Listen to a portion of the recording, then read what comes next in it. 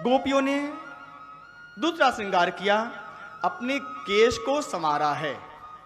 अपना जो बाल है, केश, इसको संवारा है।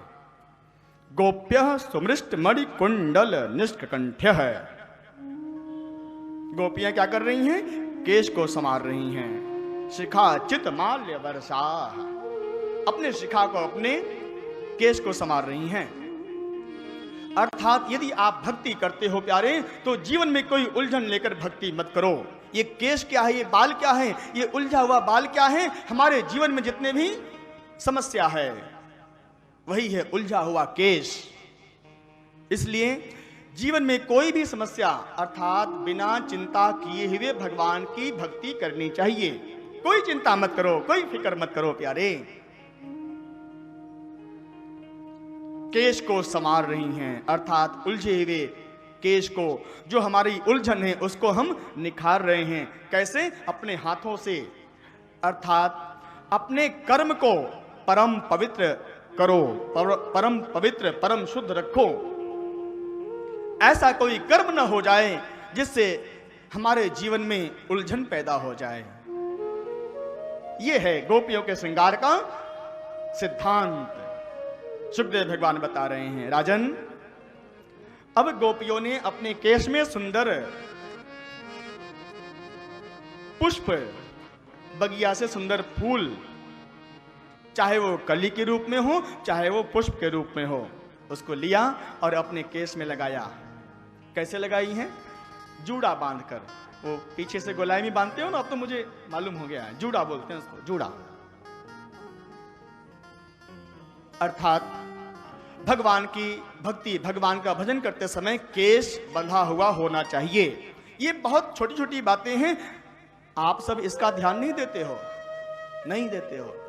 भोजन बनाते समय, भजन करते समय केश खुला हुआ नहीं होना चाहिए। आजकल की माताएं रसोई घर में जाती हैं, नहाकर तुरंत रसोई घर में पहुंच गई, केश बिखरे पड़े। नहीं नहीं नहीं, केश बंधा हुआ। यदि मान लो केश गीला है, आप केश धोए हो, स्नान किए हो, केश को आपने भिगाया है, तो उसको एक सूखी तौलिया से लपेट लो। खुला हुआ केश लेकर कभी भी रसोई घर में प्रवेश नहीं करना चाहिए। इससे क्या होता है? लक्ष्मी चली जाती हैं और उसकी जगह क्लेश आता है, घर में दुख आता है।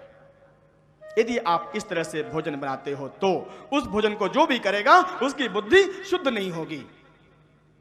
खुला हुआ केश लेकर भोजन बनाओगे, उस भोजन को जो भी करेगा उसके विचार तामसिक हो जाएंगे, तामसिक।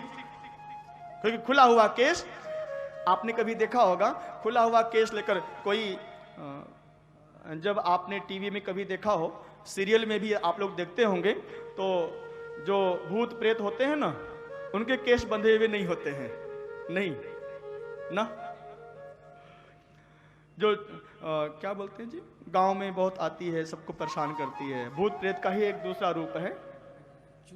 हाँ हाँ, चुड़ैल। मैंने नहीं कहा जी, इन्होंने कहा है, मैंने नहीं कहा है। कहीं आप लोग ऐसा मत सोच लेना कि महाराज जी हमारे केस खुले हैं तो आप मुझे ऐसा बोलोगे ना, मैंने नहीं कहा है जी। वैसे तो आप सभी लोग बड़े चतुर हैं, मैं यहाँ से बोल भी रहा था और देख भी रहा था, तो लोग अपना अपना केस धीरे धीरे बांध रहे थे जिसके केस खुले हुए थे। अच्छी बात है, माताएं बहुत सतर्क रहती हैं। लेकिन पुरुष वर्ग के लिए भी बोल रहा हूं, बच्चों के लिए भी बोल रहा हूं प्यारे। यदि अब महाराज हमारे पास तो केस ही नहीं है, हमारे केस तो छोटे छोटे हैं, पुरुष वर्ग को भी चाहिए, बच्चों को भी चाहिए। इसलिए बच्चों को शिखा, पुरुष वर्ग को शिखा रखी जाती है, चोटी जिसको बोलते हैं, शिखा होनी चाहिए, जिसको हम शिखा बंधन कहते हैं।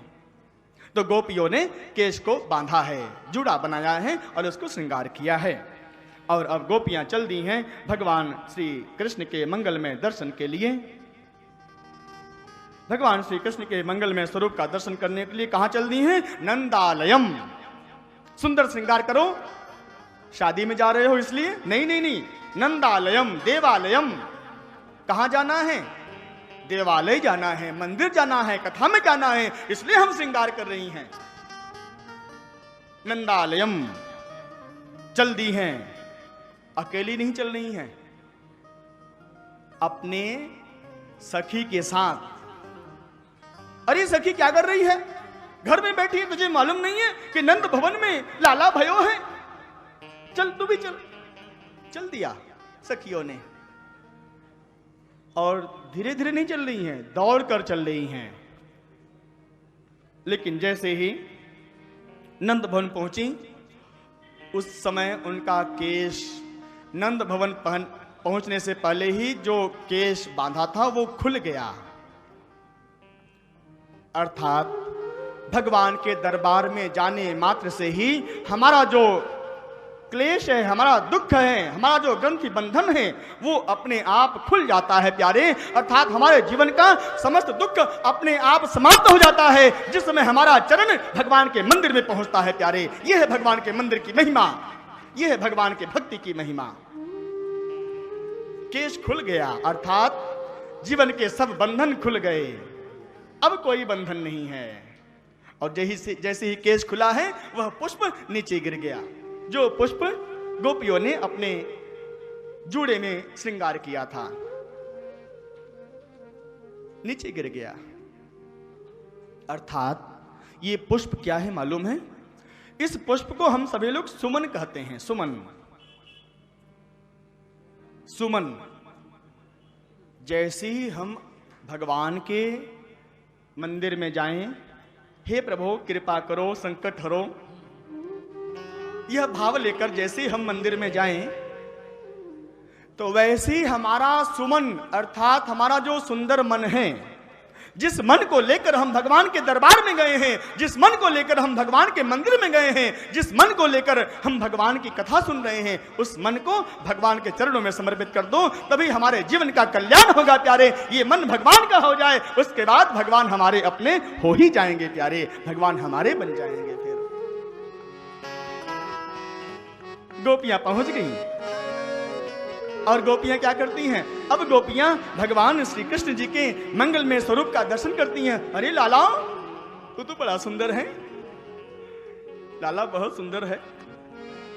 लाला पहले लाली था, ऐसा लोग जान रहे हैं, ये तो लाली से लाला है गयो है, बहुत चमत्कारी है लाला। देखो देखो गोपियां क्या कहती हैं? हे गोपाल, हे गिरधर, अब तो हम पर कृपा करो, मान लीजिए हम जीव हैं, हमसे कोई गलती हो भी गई हो तो हमको क्षमा कर देना।